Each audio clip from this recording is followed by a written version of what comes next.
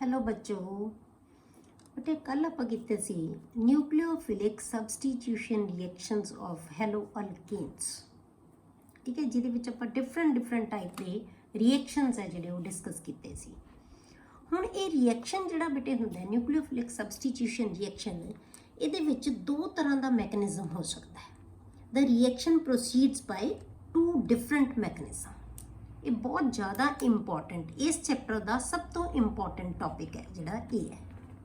ठीक है, इस चैप्टर का सब तो इंपॉर्टेंट टॉपिक है जिहड़ा मतलब मेन क्वेश्चन ये विचों ही आउंदा तुहानूं। ठीक है, तो ये जिहड़ा हैगा दो तरह का मैकेनिज्म है, दो डिफरेंट मैकेनिज्म के नाल जिहड़ा रिएक्शन है वो प्रोसीड हुंदी है। जिन्ने भी रिएक्शन आपां कीते हैं सारे दे सारे रिएक्शन पहला आपां लैंदे बेटे सबस्टिट्यूशन न्यूक्लियोफिलिक बाईमोलीकुलर, जिन्हों असीं SN2 रिएक्शंस कहते हैं। SN2, S for substitution, N for nucleophilic, 2 for बाईमोलीकुलर।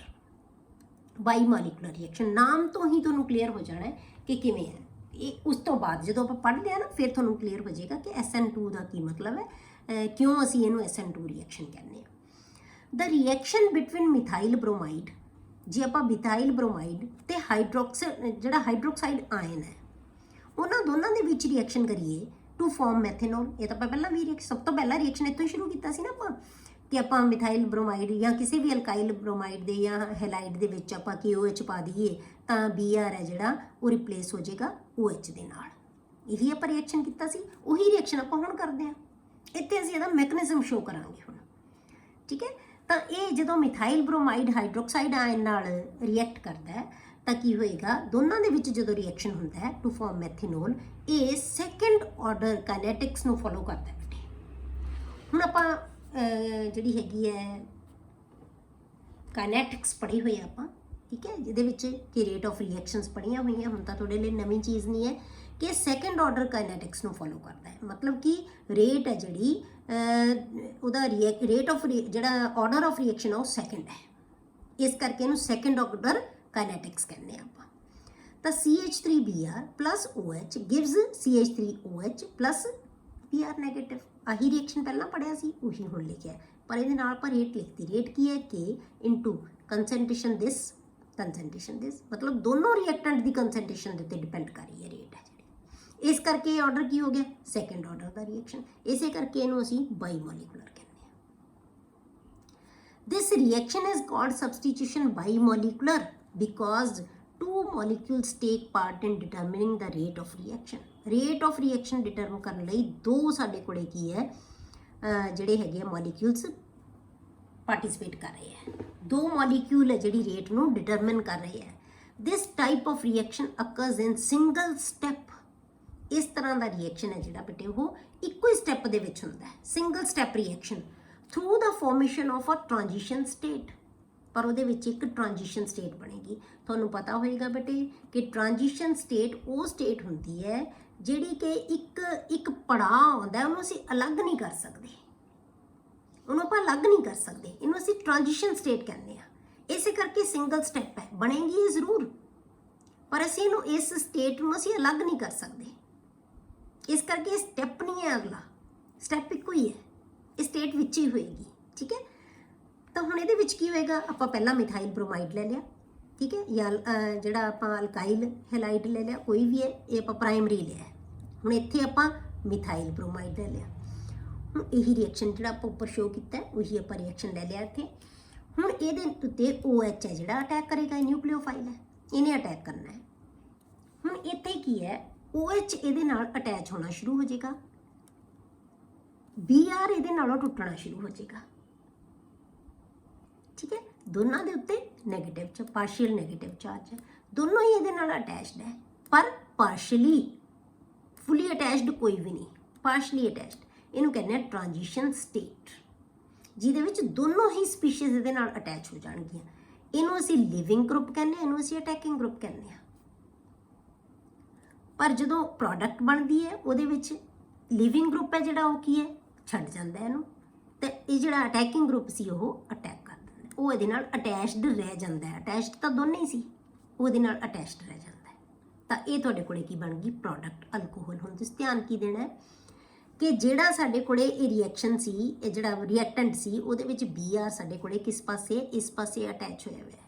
ਪਰ ਜਿਹੜਾ ਸਾਡੇ ਕੋਲੇ ਨਵਾਂ ਪ੍ਰੋਡਕਟ ਬਣੀ ਹੈ ਉਹਦੇ ਵਿੱਚ OH ਉਸ ਤੋਂ ਆਪੋਜ਼ਿਟ ਡਾਇਰੈਕਸ਼ਨ ਦੇ ਉੱਤੇ ਲੱਗਿਆ ਹੋਇਆ ਹੈ। ਕਲੀਅਰ? ਹੁਣ ਆਪਾਂ ਕੀ ਦੇਖਦੇ ਹਾਂ ਬੇਟੇ, it is clear from the above one step mechanism that the formation of transition state is rate determining step. ਇਹ ਜਿਹੜਾ ਸਟੈਪ ਹੈ ਨਾ, ਇਹ ਕੀ ਹੈ, ਰੇਟ ਡਿਟਰਮਿਨਿੰਗ। ਇਹ ਜਿਹੜੀ ਟ੍ਰਾਂਜੀਸ਼ਨ ਸਟੇਟ ਹੈ ਨਾ, ਇਹ ਰੇਟ ਡਿਟਰਮਿਨਿੰਗ ਹੈ। ਦੇਅਰਫੋਰ the rate of reaction depends upon the concentration of both of these reactants। ਦੋਨਾਂ ਤੇ ਡਿਪੈਂਡ ਕਰੇਗੀ ਕਿ ਇਹਦਾ ਮਤਲਬ ਅਲਕਾਈਲ ਹੈਲਾਈਡ ਦੇ ਉੱਤੇ ਵੀ ਡਿਪੈਂਡ ਕਰੇਗੀ ਤੇ OH ਦੇ ਉੱਤੇ ਵੀ ਡਿਪੈਂਡ ਕਰੇਗੀ, ਦੋਨਾਂ ਦੇ ਉੱਤੇ, ਕਿਉਂਕਿ ਇਹ ਦੋਨੋਂ ਹੀ ਪ੍ਰੈਜ਼ੈਂਟ ਹੈ। ਠੀਕ ਹੈ, ਇਹਨੂੰ ਆਪਾਂ ਜਿਹੜੀ ਰੇਟ ਡਿਟਰਮਿਨਿੰਗ ਸਟੈਪ ਦੀ ਬਜਾਏ ਰੇਟ ਡਿਟਰਮਿਨਿੰਗ ਸਟੇਟ ਵੀ ਕਹਿ ਸਕਦੇ ਹੋ ਤੁਸੀਂ ਇੱਥੇ। ਇਹ ਸਟੇਟ ਐਕਚੁਅਲੀ, ਠੀਕ ਹੈ, ਇਹਦੇ ਕਿਉਂਕਿ ਇਹ ਦੋਨੋਂ ਇਹਦੇ ਨਾਲ ਅਟੈਚਡ ਹੈ, ਇਸ ਕਰਕੇ ਰੇਟ ਦੋਨਾਂ ਦੇ ਉੱਤੇ ਹੀ ਡਿਪੈਂਡ ਕਰੇਗੀ। Therefore the rate of reaction depends upon the concentration of both alkyl halide and OH, hence it is a second order reaction। ਇਸ ਕਰਕੇ ਕੀ ਹੋ ਗਿਆ, second order ਦਾ reaction ਹੋ ਗਿਆ।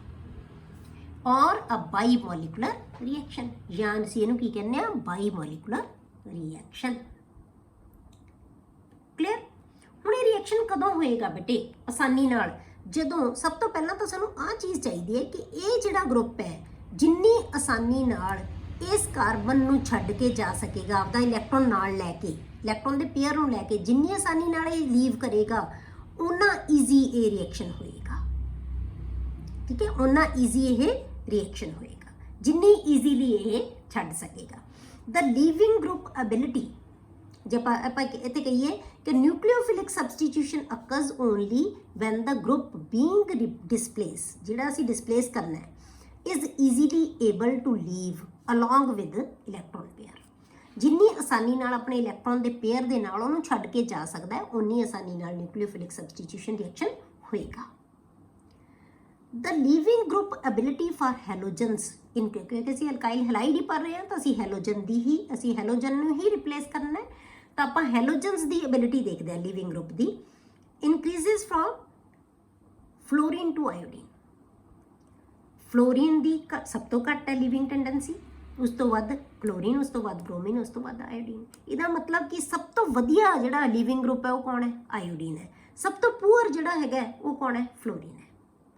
Iodide is regarded as good living group, while fluoride is regarded as poor living group। ਤਾਂ fluoride ਨੂੰ ਆਪਾਂ ਕੀ ਮੰਨਦੇ ਹਾਂ, poor living group ਹੈ ਕਿ ਉਹ ਆਸਾਨੀ ਨਾਲ ਲੀਵ ਨਹੀਂ ਕਰੇਗਾ, ਤੇ ਜੇ ਆਸਾਨੀ ਨਾਲ ਲੀਵ ਨਹੀਂ ਕਰੇਗਾ ਤਾਂ ਫਿਰ ਕੀ ਹੈ, ਸਬਸਟੀਟਿਊਸ਼ਨ ਉਹਨੂੰ ਪੋਸੀਬਲ ਨਹੀਂ ਹੁੰਦੀ। ਠੀਕ ਹੈ, ਦ ਰਿਐਕਟਿਵਿਟੀ ਆਫ ਅਲਕਾਈਲ ਹੈਲਾਈਡਸ। ਜੇ ਹੁਣ ਆਪਾਂ ਅਲਕਾਈਲ ਹੈਲਾਈਡ ਦੀ ਰਿਐਕਟਿਵਿਟੀ ਦੇਖਣੀ ਹੋਵੇ ਤਾਂ ਹੈਲੋਜਨ ਪੂਰਾ ਦੇਖਿਆ ਨਾ ਆਪਾਂ, ਅਲਕਾਈਲ ਹੈਲਾਈਡ ਜੇ ਆਪਾਂ ਪੂਰਾ ਲਏ ਹੋਵੇ ਤਾਂ ਡਿਫਰੈਂਟ ਟਾਈਪ ਦੇ ਹੋਣਗੇ। ਜੇ ਆਪਾਂ ਅਲਕਾਈਲ ਹੈਲਾਈਡ ਦੀ ਜਿਹੜੀ ਰਿਐਕਟਿਵਿਟੀ ਹੈ ਉਹਨੂੰ ਅਸੀਂ ਡਿਸਕਸ ਕਰਨਾ ਹੋਵੇ, ਉਹ ਜਿਹੜੀ ਰਿਐਕਟਿਵਿਟੀ ਦਾ ਆਰਡਰ ਕੀ ਹੋਏਗਾ, towards SN2 mechanism is in the order. Methyl halide ਦੀ ਰਿਐਕਟਿਵਿਟੀ ਸਭ ਤੋਂ ਜ਼ਿਆਦਾ ਹੋਏਗੀ, ਫਿਰ ਪ੍ਰਾਇਮਰੀ, ਫਿਰ ਸੈਕੰਡਰੀ, ਫਿਰ ਟਰਸ਼ਰੀ। ਅਲਕਾਈਲ ਹੈਲਾਈਡਸ, ਮਿਥਾਈਲ ਹੈਲਾਈਡ ਕੀ ਆਣਗੇ ਬੇਟੇ, ਜਿਹਦੇ ਵਿੱਚ ਕੋਈ ਵੀ ਹੋਰ ਅਲਕਾਈਲ ਗਰੁੱਪ ਨਹੀਂ ਲੱਗਿਆ ਹੋਇਆ, ਇੱਕੋ ਹੀ ਕਾਰਬਨ ਵਾਲਾ ਕੰਪਾਊਂਡ ਹੈ, ਉਹਦੀ ਸਭ ਤੋਂ ਈਜ਼ੀ SN2 ਮੈਕੈਨਿਜ਼ਮ ਹੋਏਗਾ। ਫਿਰ ਪ੍ਰਾਇਮਰੀ ਜੇ ਇੱਕ ਕਾਰਬਨ ਲੱਗੀ ਹੋਈ ਹੈ ਉਹਦੇ ਨਾਲ, ਫਿਰ ਸੈਕੰਡਰੀ ਜੇ 2 ਕਾਰਬਨ ਅਟੈਚਡ ਹੈ, ਟਰਸ਼ਰੀ 3 ਕਾਰਬਨ ਹੈ। ਟਰਸ਼ਰੀ 'ਚ ਤਾਂ ਸੈਕੰਡਰੀ 'ਚ ਹੁੰਦੇ ਹੀ ਨਹੀਂ, SN1 ਕੀ ਹੈ, ਪ੍ਰਾਇਮਰੀ 'ਚ ਹੀ ਮੇਨ ਹੁੰਦਾ ਹੈ, ਸੈਕੰਡਰੀ 'ਚ ਦੋਨੋਂ ਹੋ ਸਕਦੇ ਆ, ਟਰਸ਼ਰੀ 'ਚ ਹੋਏਗਾ ਹੀ ਨਹੀਂ, ਬਿਲਕੁਲ ਵੀ ਨਹੀਂ ਹੋਏਗਾ ਅਲਕਾਈਲ ਹੈਲਾਈਡ। ਦ ਇੰਟਰਫੇਰੈਂਸ ਆਫ ਬਲਕੀ ਗਰੁੱਪ, ਹੁਣ ਆਪਾਂ ਬਲਕੀ ਗਰੁੱਪ ਕੀ ਹੋਣਗੇ, ਇੱਥੇ ਆਪਾਂ H ਦੀ ਬਜਾਏ ਮੈਂ ਤੇ CH3 ਲਗਾਦਾ ਤਾਂ ਉਹ ਤਾਂ ਪ੍ਰਾਇਮਰੀ ਹੋਏਗਾ ਨਾ, ਉਹਦੇ 'ਚ ਫਿਰ ਵੀ ਹੋਏਗਾ ਕਿਉਂਕਿ ਇੱਕੋ ਹੀ ਗਰੁੱਪ ਆਏਗਾ ਬਲਕੀ ਗਰੁੱਪ। ਹੁਣ ਇਹ ਬਲਕੀ ਗਰੁੱਪ ਜਿੰਨੇ ਜ਼ਿਆਦਾ ਇਸ ਕਾਰਬਨ ਦੇ ਨਾਲ ਅਟੈਚਡ ਹੋਣਗੇ ਬੇਟੇ, ਉਹਨਾਂ ਦੀ ਇੰਟਰਫੇਰੈਂਸ ਹੋ ਜਾਏਗੀ ਨਾ, ਉਸ ਇੰਟਰਫੇਰੈਂਸ ਨੂੰ ਅਸੀਂ ਸਟੀਰਿਕ ਹਿੰਡਰੈਂਸ ਕਹਿ ਦਿੰਦੇ ਹਾਂ। ਇਹਦੇ ਵਾਸਤੇ ਆਉਣ ਵਾਲੇ ਗਰੁੱਪ ਵਾਸਤੇ ਹਿੰਡਰੈਂਸ ਕ੍ਰੀਏਟ ਕਰ ਦਿੰਦੇ ਬੇਟੇ, ਰੁਕਾਵਟ ਪੈਦਾ ਕਰ ਦਿੰਦੇ। ਤਾਂ ਜਿੰਨੇ ਇੱਥੇ ਜ਼ਿਆਦਾ ਬਲਕੀ ਗਰੁੱਪ ਲੱਗੇ ਹੋਏ ਹੋਣਗੇ ਹਿੰਡਰੈਂਸ ਉਨੀ ਜ਼ਿਆਦਾ ਹੋਏਗੀ, ਇਸ ਕਰਕੇ ਰਿਐਕਸ਼ਨ ਦੀ ਰਿਐਕਟਿਵਿਟੀ ਉਨੀ ਘੱਟ ਹੋਏਗੀ। ਸੌਰੀ, ਠੀਕ ਹੈ, ਤੇ ਰਿਐਕਟਿਵਿਟੀ ਹੈ ਜਿਹੜੀ ਉਹਦੀ उन्नी घट होगी। इनू आप शो कर सकते हैं हिंड्रेंस को आप जे दिखाना हो तो आप किवें लैने, मिथाइल ग्रुप ले लिया जिहदे विच सारे की है एच ग्रुप लगे हुए हैं, सी दे नाल एक्स है, इधरों न्यूक्लियोफाइल अटैक कर रहा। फिर आप एक एच नू CH3 ग्रुप नाल रिप्लेस करता, ठीक है। हुण न्यूक्लियोफाइल अटैक कर रहा है, ये वास्ते स्टीरिक हिंड्रेंस थोड़ी जी क्रिएट हुई है पर ज़्यादा नहीं है। ये प्राइमरी हो गया। ये सैकेंडरी हो गया जिहदे विच असीं एक एच नू होर CH3 ग्रुप नाल अटैच करता। ये CH3 सी, हुण एक होर एच नू करता। ये आइसोप्रोपाइल हो गया, सैकेंडरी हो गया। ये वास्ते स्टीरिक हिंड्रेंस वध गई। पर जे आपां जिहड़ा एक हाइड्रोजन होर रह गया CCH दे नाल, उहनूं भी असीं CH3 ग्रुप नाल रिप्लेस करता तो स्टीरिक हिंड्रेंस बहुत ज़्यादा वध जाएगी, ठीक है। स्टीरिक हिंड्रेंस बहुत ज़्यादा वध जाएगी। तो ਇਹਦਾ मतलब की है, सब तो ज़्यादा ईजी किहदे च होएगा, मिथाइल ग्रुप के विच, फिर इथाइल च। जे आपां कह लो प्राइम पहलां तां सिर्फ मिथाइल जिहड़े हैलाइड लवांगे उहदे च, फिर प्राइमरी च, उस तो बाद दी जिहड़ी रिएक्टिविटी है वो डिक्रीज होती जाती है। क्लीयर हो गया। हुण जे आपां देखिए बटे कि जिहड़ी ट्रांजिशन स्टेट हुंदी है ਉਹਦੇ ਵਿੱਚ ਜੇ ਆਪਾਂ ਇੱਥੇ ਦੇਖਿਆ ਸੀ ट्रांजिशन स्टेट ਦੇ ਵਿੱਚ ਸਾਰੇ ਦੇ ਸਾਰੇ CH ਬੌਂਡ ਹੈ ਨਾ, ਜਿਹੜੇ ਤਿੰਨੋਂ ਹੀ ਤਿੰਨ CH ਬੌਂਡ ਹੈ, ਤਿੰਨੋਂ CH ਬੌਂਡ ਹੈ ਜਿਹੜੇ ਉਹ ਇੱਕ ਪਲੇਨ ਦੇ ਉੱਤੇ ਹੁੰਦੇ ਆ। all the 3 CH bonds are on one plane, ਇੱਕ ਪਲੇਨ ਦੇ ਉੱਤੇ ਹੈ। ਕਲੀਅਰ ਹੋ ਗਿਆ। ਪਰ ਜਦੋਂ ਅਟੈਕ ਕਰਦਾ ਹੈ ਅਟੈਕਿੰਗ ਰੀਜੈਂਟ ਜਾਂ ਅਟੈਕਿੰਗ ਨਿਊਕਲੀਓਫਾਈਲ, ये हमेशा अपोजिट डायरेक्शन तो करता है, जिधरले पासे ये लग्या होया हुंदा उस तो उल्ट पासे तो अटैक करता है। तो इस करके जिहड़ी इहदी कन्फिगुरेशन है, कन्फिगुरेशन किहनूं कहंदे बेटे, जिहड़ा दा स्पेस दे विच एटम्स दा अरेंजमेंट है वो इस अरेंजमेंट नालों उल्ट जाता है। कन्फिगुरेशन की होगी, चेंज होगी। इधर न्यूक्लियोफाइल इस साइड ते सी, न्यूक्लियोफाइल इस साइड ते आ गया। इनू असी चेंज ऑफ कन्फिगुरेशन कह दिंदे आ, या इनू कहने असी इनवर्शन ऑफ कन्फिगुरेशन, ठीक है। In the transition state, all the 3 CH bonds are in the same plane, and the attacking and the leaving nucleophiles are partially attached to the carbon, or partially attached हुए हुए हैं। As a result, the configuration is inverted। ये क्यों है? क्योंकि बेटे दोनों ही attach होंगे हमेशा। इसे करके न्यूक्लियोफाइल जिहड़ा आउण वाला न्यूक्लियोफाइल ते लिविंग न्यूक्लियोफाइल है वो हमेशा अपोजिट डायरेक्शन दे विच ही होणगे, क्योंकि दोनों जरूर अटैच होणगे उहदे नाल। एक स्टेट ते आके दोनों अटैच है, हुण इक्को ही पासेों तो दोनों अटैच हो नहीं सकते उहदे नाल, ठीक है। तो इस करके हमेशा जो SN1 मैकेनिज्म हुंदा है तो उहदे विच जिहड़ी हैगी है as a result configuration is inverted. Configuration invert हो जाती है, जिहड़ा उहदा अरेंजमेंट है स्पेस दे विच वो उल्ट जाता है। The process is called an inversion of configuration। ਉਹਨੂੰ ਆਪਾਂ ਕੀ ਕਹਿੰਦੇ ਆ? Inversion of configuration। क्लियर। ਹੁਣ ਆਪਾਂ ਦੂਸਰੀ ਤਰ੍ਹਾਂ ਦਾ ਰਿਐਕਸ਼ਨ ਕਰਦੇ ਹਾਂ ਬੇਟੇ, ਇਹ ਸੀਗਾ SN2 ਮੈਕੈਨਿਜ਼ਮ, ਜਿਹਨੂੰ ਆਪਾਂ ਹੁਣ ਯਾਦ ਰੱਖੋ ਤੁਸੀਂ। SN2 ਦਾ ਮਤਲਬ ਕੀ ਹੈ ਕਿ ਸਬਸਟੀਟਿਊਸ਼ਨ ਨਿਊਕਲੀਓਫਿਲਿਕ ਬਾਈਮੋਲੀਕੂਲਰ। ਬਾਈਮੋਲੀਕੂਲਰ ਦਾ ਮਤਲਬ ਯਾਦ ਰੱਖੋ ਕਿ ਜਿਹਦੇ ਚ 2 ਮੋਲੀਕਿਊਲ ਪਾਰਟਿਸਿਪੇਟ ਕਰਦੇ ਹੈ, ਤਾਂ ਇਹਦਾ ਮਤਲਬ ਸੈਕੰਡ ਆਰਡਰ ਦੀ ਕਾਇਨੈਟਿਕਸ ਹੋ ਗਈ, ठीक है। सैकेंड ऑर्डर काइनेटिक्स पर सिंगल स्टैप रिएक्शन। हुण बच्चे कन्फ्यूज हो जाते बटे कि जिथे SN2 लिखता है मतलब 2 स्टैप का रिएक्शन है। 2 स्टैप्स का रिएक्शन नहीं बटे, ये बाई मॉलिकुलर है, ऑर्डर इहदा सैकेंड है।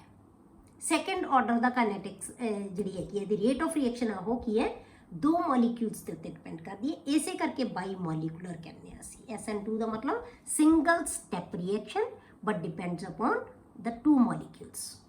rate of reaction depends upon the 2 molecules। तो इस करके ਆਪਾਂ ਇਹਨੂੰ SN2 ਕਹਿੰਦੇ ਹਾਂ। ਹੁਣ ਆਪਾਂ ਕਰਦੇ ਹਾਂ ਸਬਸਟੀਟਿਊਸ਼ਨ ਨਿਊਕਲੀਓਫਿਲਿਕ यूनिमोलिकुलर। यूनि मीन्स 1, ਇਹਨੂੰ ਕਹਿੰਦੇ ਅਸੀਂ SN1 रिएक्शन या SN1 मैकेनिज्म किया जाता है। तो ਹੁਣ ਆਪਾਂ ਰਿਐਕਸ਼ਨ ਲੈਣੇ ਟਰਸ਼ਰੀ ਬੁਟਾਇਲ ਤੋਂ ਸ਼ੁਰੂ ਕਰਦੇ ਹਾਂ ਆਪਾਂ, मतलब टर्शरी ਜਿਹੜਾ ਹੈਗਾ ਅਲਕਾਈਲ ਹੈਲਾਈਡ ਤੋਂ ਲੈਣੇ ਆਪਾਂ। The reaction between tertiary butyl bromide and hydroxide ion to form tertiary butyl alcohol follows first order kinetics। Reaction वही लेना आपां, अल्कोहल नाल OH ग्रुप नाल ही रिप्लेस करना है हैलोजन ग्रुप नूं। सेम रिएक्शन नूं आपां कंसीडर करांगे, पर इत्थे आपां कार्बन किहड़ी लई है? टर्शरी कार्बन लिया। ਟਰਸ਼ਰੀ ਹੈਲਾਈਡ ਲੈ ਲਿਆ ਸੀ, ਉੱਥੇ ਪ੍ਰਾਇਮਰੀ ਹੈਲਾਈਡ ਲਿਆ ਸੀ, ਇੱਥੇ ਅਸੀਂ ਟਰਸ਼ਰੀ ਹੈਲਾਈਡ ਲੈ ਲਿਆ। ਜੇ ਅਸੀਂ ਇਹ ਰਿਐਕਸ਼ਨ ਲਾਉਣਾ ਤੇ ਇਹਦਾ ਰਿਐਕਸ਼ਨ ਹੈ ਜਿਹੜਾ ਉਹ ਫਸਟ ਆਰਡਰ ਕਾਈਨੈਟਿਕਸ ਨੂੰ ਫੋਲੋ ਕਰ ਰਿਹਾ। ਤਾਂ ਆਪਾਂ ਕੀ ਲੈ ਲਿਆ ਸੀ, ਇਹਦੇ ਨਾਲ 3 ਗਰੁੱਪ ਲੱਗੇ ਹੋਏ ਮਿਥਾਈਲ ਗਰੁੱਪ Br+OH, ਤਾਂ OH ਨਾਲ ਰਿਪਲੇਸ ਹੋ ਗਿਆ, Br ਬਾਹਰ ਨਿਕਲ ਗਿਆ। ਇਹ ਰਿਐਕਸ਼ਨ ਦੀ ਰੇਟ ਹੈ ਜਿਹੜੀ ਡਿਪੈਂਡ ਕਰਦੀ ਹੈ ਸਿਰਫ ਇਹਦੇ ਤੇ, CH3 ਥ੍ਰਾਈਸ CBr, ਇਹਦੇ ਉੱਤੇ ਡਿਪੈਂਡ ਕਰਦੀ ਹੈ, ਇਹਦੇ ਤੇ ਡਿਪੈਂਡ ਨਹੀਂ ਕਰਦੀ। SN2C ਦੋਨਾਂ ਤੇ ਡਿਪੈਂਡ ਕਰਦੀ ਹੈ। ਕਿਉਂ? ਕਿਉਂਕਿ ਇੰਟਰਮੀਡੀਏਟ ਬਣਿਆ ਸੀ, ਉਹਦੇ 'ਚ ਦੋਨੋਂ ਇਹਦੇ ਨਾਲ ਅਟੈਚ ਹੋ ਗਏ ਸੀ, ਪਰ ਇਹਦੇ 'ਚ ਸਿਰਫ ਇੱਕ ਹੀ ਮੋਲੀਕਿਊਲ ਤੇ ਡਿਪੈਂਡ ਕਰਦੀ ਹੈ। ਇਸੇ ਕਰਕੇ ਇਹਨੂੰ ਯੂਨੀਮੋਲੀਕੂਲਰ ਕਿਹਾ ਜਾਂਦਾ ਹੈ। ਇਹ ਰੇਟ ਆਫ ਰਿਐਕਸ਼ਨ ਇੱਕ ਹੀ ਮੋਲੀਕਿਊਲ ਤੇ ਡਿਪੈਂਡ ਕਰਦੀ ਹੈ। ਜਾਂ ਅਸੀਂ ਸਿੰਪਲੀ ਕੀ ਕਹਿ ਸਕਦੇ ਹਾਂ, ਇਹ ਤਾਂ ਆਪਾਂ ਇੱਕ ਪਰਟੀਕੂਲਰ ਐਗਜ਼ਾਮਪਲ ਲੈ ਲਈ, ਸਿੰਪਲੀ ਆਪਾਂ ਕੀ ਕਹਿ ਸਕਦੇ, rate is equal to K/Rx। ਇਹ ਪ੍ਰਾਇਮਰੀ, ਸੈਕੰਡਰੀ, ਟਰਸ਼ਰੀ ਕੋਈ ਵੀ ਲੈ ਲਓ ਤੁਸੀਂ, Rx ਤੇ ਹੀ ਡਿਪੈਂਡ ਕਰੇ, ਸਿਰਫ ਅਲਕਾਈਲ ਹੈਲਾਈਡ ਦੀ ਕੰਸੈਂਟ੍ਰੇਸ਼ਨ ਤੇ ਹੀ ਡਿਪੈਂਡ ਕਰਦੀ ਹੈ ਇਹਦੀ ਰੇਟ ਹੈ ਜਿਹੜਾ ਮੈਕੈਨਿਜ਼ਮ, ਜਿਹੜੀ ਰਿਐਕਸ਼ਨ SN1 ਮੈਕੈਨਿਜ਼ਮ ਫੋਲੋ ਕਰਨਗੇ।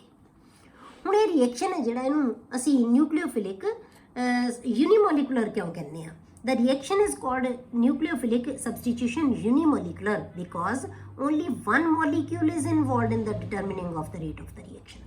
Rate of reaction determine ਕਰਨ ਵਾਸਤੇ ਸਿਰਫ ਇੱਕ ਹੀ ਮੋਲੀਕਿਊਲ ਹੈ ਜਿਹੜਾ ਇਨਵੋਲਵ ਹੁੰਦਾ ਹੈ। ਠੀਕ ਹੈ, ਇਹਨੂੰ ਆਪਾਂ ਨਿਊਕਲੀਓਫਿਲਿਕ ਸਬਸਟੀਟਿਊਸ਼ਨ ਯੂਨੀਮੋਲੀਕੂਲਰ ਜਾਂ SN1 ਕਹਿੰਦੇ ਆ। Such type of reactions are generally carried out in polar protic solvents. ਇਹ ਰਿਐਕਸ਼ਨ ਹੈ ਜਿਹੜੇ ਹਮੇਸ਼ਾ ਬੇਟੇ ਆਮ ਤੌਰ ਤੇ ਯਾਦ ਰੱਖਣਾ ਹੈ ਕਿ ਪੋਲਰ ਪ੍ਰੋਟਿਕ ਸੋਲਵੈਂਟਸ ਦੇ ਵਿੱਚ ਹੁੰਦੇ ਆ। ਪੋਲਰ ਪ੍ਰੋਟਿਕ ਸੋਲਵੈਂਟ ਦਾ ਮਤਲਬ ਕੀ ਹੈ ਬੇਟੇ? ਜਿਹੜੇ ਸੋਲਵੈਂਟ ਪੋਲਰ ਹੋਣਗੇ ਤੇ ਜਿਨ੍ਹਾਂ ਦੇ ਵਿੱਚ ਪ੍ਰੋਟੋਨ ਹੋਏਗਾ, ਜਿਹੜੇ ਪ੍ਰੋਟੋਨ ਛੱਡ ਸਕਦੇ ਹੋਣਗੇ। ਤਾਂ ਪੋਲਰ ਪ੍ਰੋਟਿਕ ਸੋਲਵੈਂਟਸ ਦੇ ਵਿੱਚ ਇਹ ਆਮ ਆਉਂਦੇ ਆ, ਜਿਵੇਂ ਵਾਟਰ ਲੈ ਲਿਆ, ਅਲਕੋਹਲ ਲੈ ਲਿਆ, ਐਸਟਿਕ ਐਸਿਡ ਲੈ ਲਿਆ, ਇਹ ਸਾਰਿਆਂ ਦੇ ਵਿੱਚ H ਹੈਗਾ। ਠੀਕ ਹੈ, ਇਹਨਾਂ ਦੀ ਪ੍ਰੈਜ਼ੈਂਸ ਦੇ ਵਿੱਚ ਇਹ ਰਿਐਕਸ਼ਨ SN1 ਮੈਕੈਨਿਜ਼ਮ ਜਿਹੜਾ ਉਹ ਹੋਏਗਾ ਆਮ ਤੌਰ ਤੇ। ਤਾਂ ਸਾਨੂੰ ਪੋਲਰ ਪ੍ਰੋਟਿਕ ਸੋਲਵੈਂਟ, ਕਿਉਂਕਿ ਸਾਨੂੰ ਪ੍ਰੋਟੋਨ ਚਾਹੀਦਾ ਹੈ, ਪ੍ਰੋਟੋਨ ਗਿਵਿੰਗ ਸੋਲਵੈਂਟ ਹੈ ਜਿਹੜਾ ਉਹ ਚਾਹੀਦਾ ਹੈ। ਠੀਕ ਹੈ, ਹੁਣ SN1 ਮੈਕੈਨਿਜ਼ਮ ਹੈ ਜਿਹੜਾ ਬੇਟੇ ਉਹ 2 ਸਟੈਪਸ ਦੇ ਵਿੱਚ ਜਿਹੜਾ ਹੁੰਦਾ ਹੈ। SN2 ਮੈਕੈਨਿਜ਼ਮ ਕੀ ਸੀ? ਸਿੰਗਲ ਸਟੈਪ ਰਿਐਕਸ਼ਨ, ਇਹ 2 ਸਟੈਪ ਰਿਐਕਸ਼ਨ ਹੈ। SN1 mechanism occur in 2 steps. ਪਹਿਲਾ ਸਟੈਪ ਕੀ ਹੈ ਬੇਟੇ? Formation of carbocation. ਪਹਿਲਾ ਸਟੈਪ ਕਾਰਬੋਕੈਟਾਇਨ ਹੋਏਗਾ। ਦੂਜਾ ਸਟੈਪ ਕੀ ਹੋਏਗਾ? Attack of nucleophile on the carbocation. ਬਸ 2 ਹੀ ਸਟੈਪ ਹੋਣਗੇ। ਹੁਣ ਆਪਾਂ ਪਹਿਲਾ ਸਟੈਪ ਦੇਖਦੇ ਹਾਂ। The polarized CX bond undergoes slow cleavage to form carbocation and halide ion. ਸਭ ਤੋਂ ਪਹਿਲਾਂ ਕੀ ਹੈ, ਜਦੋਂ ਇਹਨੂੰ ਨਿਊਕਲੀਓਫਾਈਲ ਅਪਰੋਚ ਕਰੇਗਾ ਤਾਂ ਉਦੋਂ ਕੀ ਹੈ, ਇਹਦੇ ਵਿੱਚ ਬੌਂਡ ਬ੍ਰੇਕ ਹੋਣ ਲੱਗ ਜਾਏਗਾ, ਟੁੱਟ ਜਾਏਗਾ ਬੌਂਡ। ਇਹ ਬੌਂਡ ਟੁੱਟ ਜਾਏਗਾ, ਇਹਨੇ ਹੈਲਾਈਡ ਆਇਨ ਰਿਪਲੇਸ ਕੱਢ ਦੇਣਾ ਤਾਂ ਕਾਰਬੋਕੈਟਾਇਨ ਬਚ ਜਾਏਗਾ। ਇਹਦੀ ਕਲੀਵੇਜ ਹੋ ਜਾਂਦੀ ਹੈ ਬੌਂਡ ਦੀ, ਇਹ ਇਲੈਕਟ੍ਰੋਨ ਦਾ ਪੇਅਰ ਲੈ ਕੇ ਚਲਾ ਜਾਂਦਾ, ਇਹਦੇ ਉੱਤੇ ਪੋਜ਼ਿਟਿਵ ਚਾਰਜ ਆ ਜਾਂਦਾ। ਕਲੀਅਰ ਹੋ ਗਿਆ? ਇਹ ਪਹਿਲਾ ਸਟੈਪ ਹੋ ਗਿਆ ਬੇਟੇ, ਫਾਰਮੇਸ਼ਨ ਆਫ ਕਾਰਬੋਕੈਟਾਇਨ।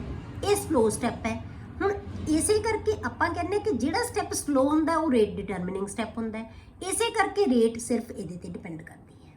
ਹੁਣ ਸਮਝ ਆ ਗਈ ਕਿ ਸਲੋ ਸਟੈਪ ਹੋਣ ਕਰਕੇ ਰੇਟ ਸਿਰਫ ਇਹਦੀ ਕੰਸੈਂਟ੍ਰੇਸ਼ਨ ਦੇ ਉੱਤੇ ਹੀ ਡਿਪੈਂਡ ਕਰਦੀ ਹੈ, ਹਾਈਡਰੋਕਸਿਲ ਆਇਨ ਦੀ ਕੰਸੈਂਟ੍ਰੇਸ਼ਨ ਦੇ ਉੱਤੇ ਨਹੀਂ ਡਿਪੈਂਡ ਕਰਦੀ।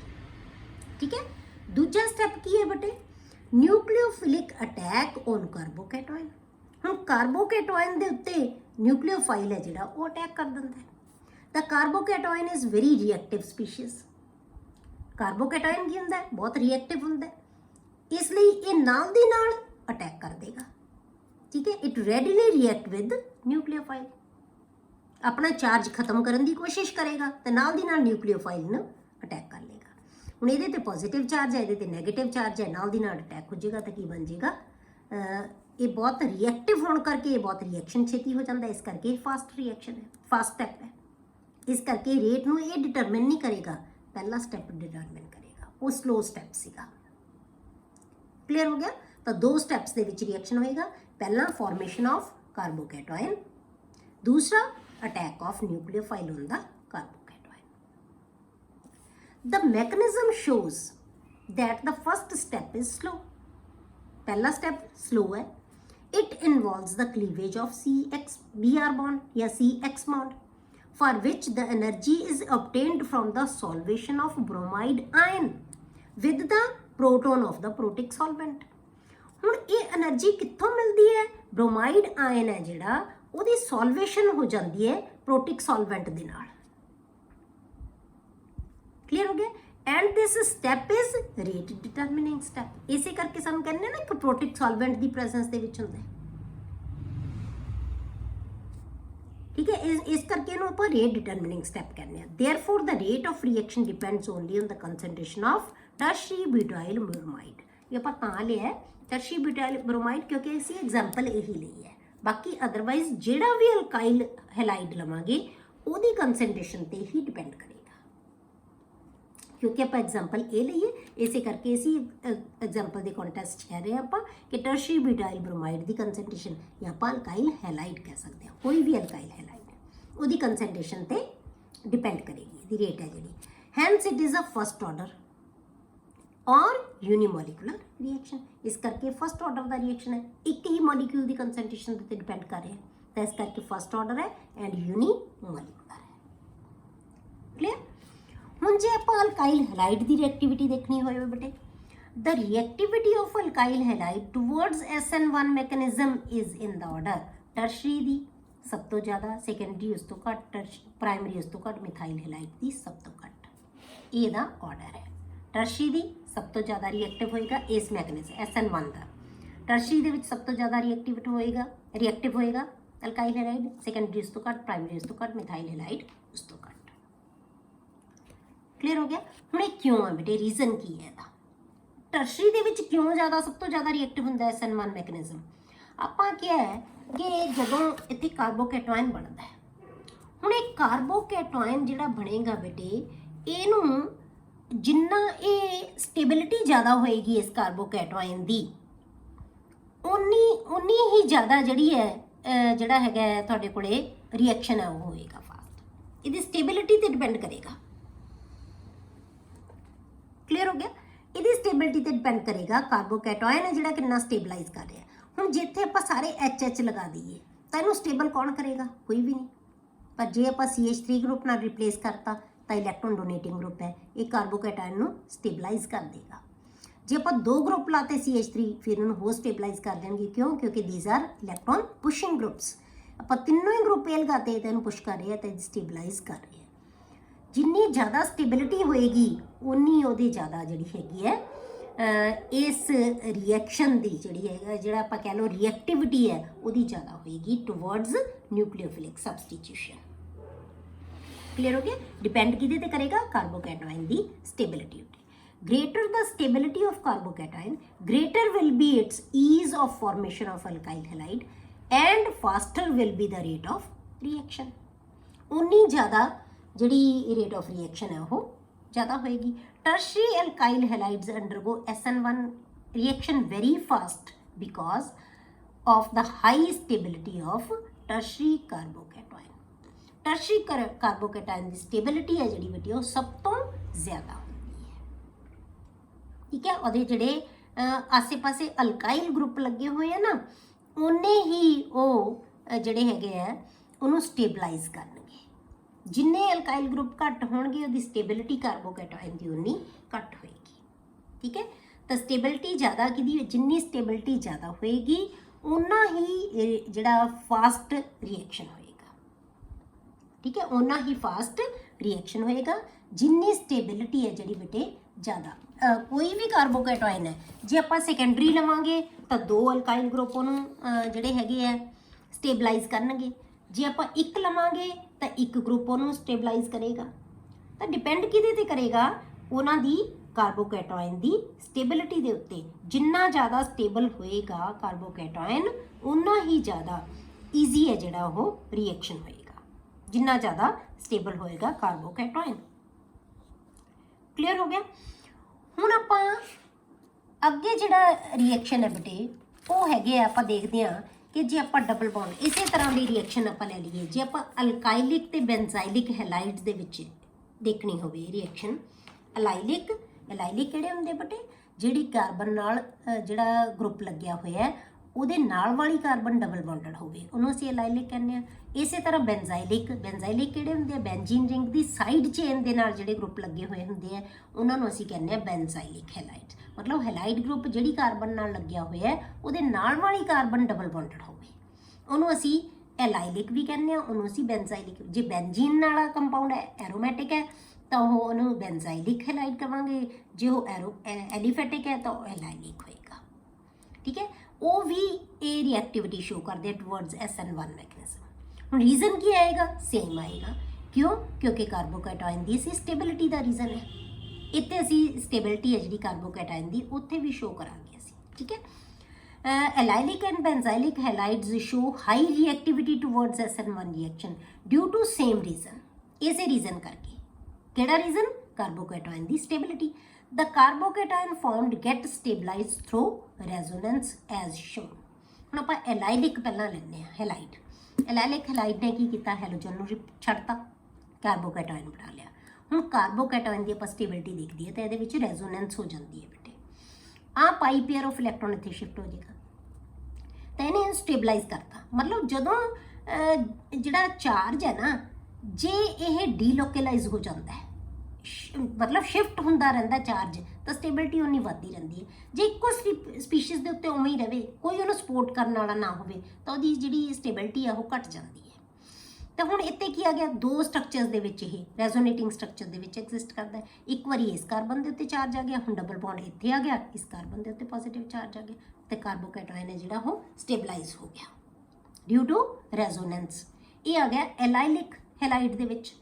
ਹੁਣ ਆਪਾਂ ਜੇ ਬੈਂਜ਼ਾਈਲਿਕ ਹੈਲਾਈਡ ਲੈ ਲਈਏ, ਬੈਂਜ਼ਾਈਲਿਕ ਕੀ ਹੈ, ਜੇ ਹੈਲੋਜਨ ਗਰੁੱਪ ਇਸ ਕਾਰਬਨ ਨਾਲ ਲੱਗਿਆ ਹੋਇਆ ਸੀ, ਬੈਂਜ਼ੀਨ ਰਿੰਗ ਦੇ ਨਾਲ ਸਾਈਡ ਚੇਨ ਨਾਲ ਜਿਹੜਾ ਲੱਗਿਆ ਹੋਵੇ ਉਹਨੂੰ ਅਸੀਂ ਬੈਂਜ਼ਾਈਲਿਕ ਕਹਿੰਦੇ ਆ।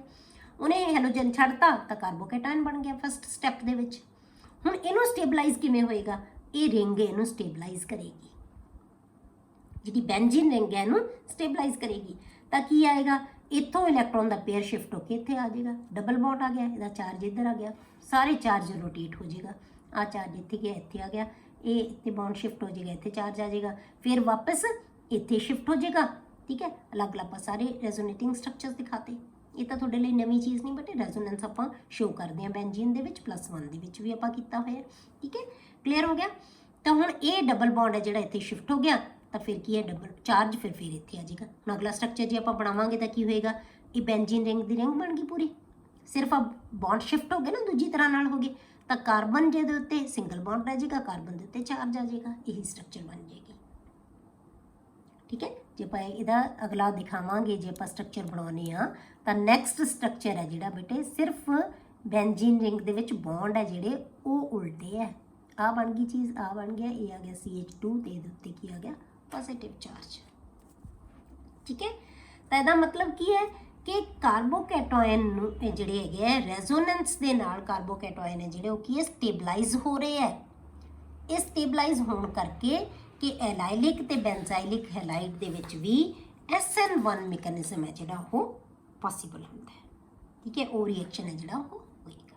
ਠੀਕ ਹੈ, ਅਗਲਾ ਜਿਹੜਾ ਟੌਪਿਕ ਹੈ ਬੇਟੇ ਆਪਾਂ ਨੈਕਸਟ ਲੈਕਚਰ ਦੇ ਵਿੱਚ ਡਿਸਕਸ ਕਰਾਂਗੇ।